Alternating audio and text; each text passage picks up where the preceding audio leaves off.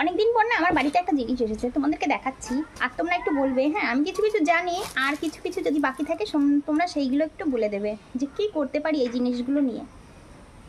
দাঁড়াও। Tan tan.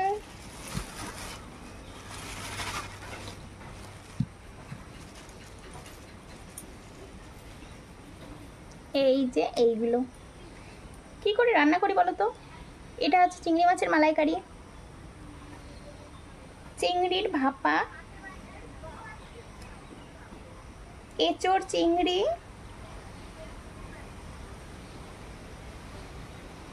মোচার সাথে চিংড়ি যাবে, চিংড়ি ভাজা।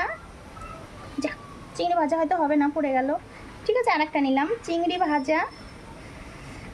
আর এগুলো কি হবে তোমরা একটু কমেন্ট করে বলে দাও।